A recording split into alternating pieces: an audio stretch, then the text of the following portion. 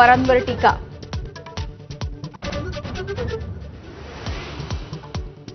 प्रदेशाध्यक्षपदासाठी नव्या चेहऱ्यांना संधी द्या, राष्ट्रवादीच्या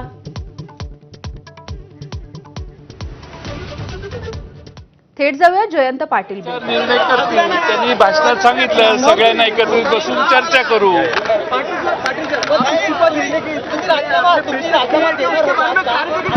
राजीनामा देणार नव्हतो, मी सांगितलं की ही व्यवस्था जी आहे त्याच्यात नव्या पिढीची लोक आली पाहिजे, त्यासाठी साहेबांनी योग्य तो निर्णय घ्यावा। साहेब घेतील ना निर्णय।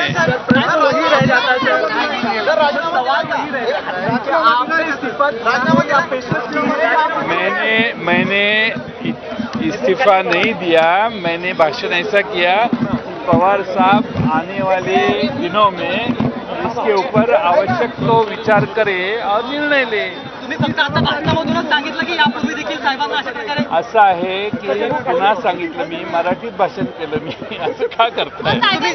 मी मराठीत हे भाषण केलेलं आहे आणि मी हे सांगितलेलं आहे की मी इतका वेळ काम केलेलं आहे, इथून पुढं आणखीन कोणाला जबाबदारी द्यायची असेल पवार साहेबांना तर ती त्यांनी योग्य तो त्यांचा विचार करावा।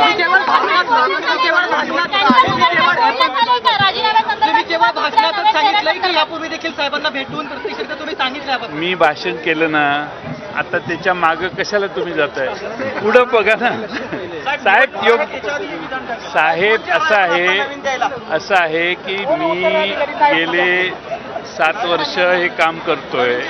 साहेबांना आणखीन वेगळा विचार करायला मुभा दिली पाहिजे, त्यांना योग्य तो निर्णय घ्यायची तयारी त्यांना मोकळीक दिली पाहिजे आणि ते योग्य त्या बाबतीत सर्वांशी चर्चा करून निर्णय घेतील।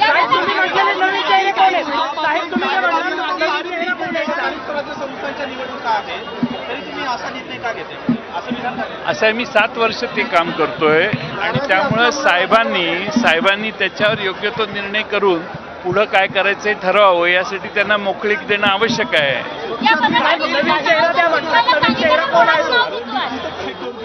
या पदासाठी मी नाव कसं सुचवू शकतो? तुम्ही चौकशी करा जरा।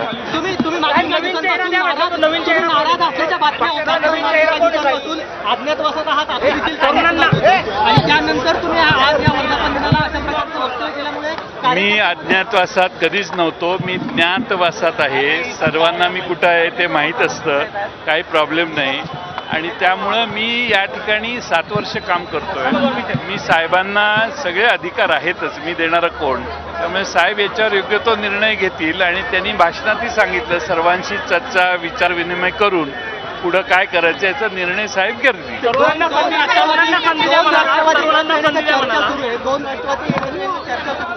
अजित पवारांसोबत गेलं पाहिजे असं एक आमदारांचा गट सातत्याने म्हणतो, तुम्हाला देखील काही आमदारांनी सांगितलं? तुम्हाला भेटले का ते आमदार? भेटले, उत्तम जानकर भेटले, त्यांनी सांगितलं ते काय म्हणतात ते म्हणतात। जयंत पाटलांना सांगितलेलं आहे, जयंत पाटलांना सांगितलं पवार साहेबांकडे जाऊन आमचं मत मांडा। या सगळ्या चर्चा ज्या आहेत त्या सुरू आहेत, आमदारांची चर्चा सुरू आहेत। या पार्श्वभूमीवरती तुम्ही प्रदेशाध्यक्ष पदावरून लांब राहण्याचा निर्णय घेता? हा, मग पुढं काय? तुम्ही सगळी स्टोरी सांगितली। दोन्ही राष्ट्रवादी एकत्र येतील असं तुम्हाला वाटतंय का? आणि त्यापूर्वी तुम्ही प्रदेशाध्यक्ष पदावरून लांब घेतात काय? मला माहित नाही काय होणार आहे ते, पण मला असं वाटलं की आता सगळे एकत्रित गोळा झालेले आहेत, आपण ही इच्छा व्यक्त करावी। मग साहेब पुढं त्यांना जे योग्य वाटतं, शेवटी साहेब जे म्हणतील तेच अंतिम असतं, त्यामुळे साहेब जे ठरवतील ते पुढं चालू राहील। नाही, 7 वर्ष काम केलेलं आहे। नवीन चेहरा कोण येतो? पक्ष विचार करेल।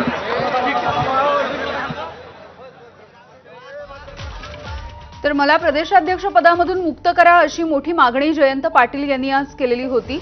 सगळ्यांनी चर्चा करून या संदर्भातला निर्णय घेऊ असंही जयंत पाटील यांनी आता म्हटलेलं आहे।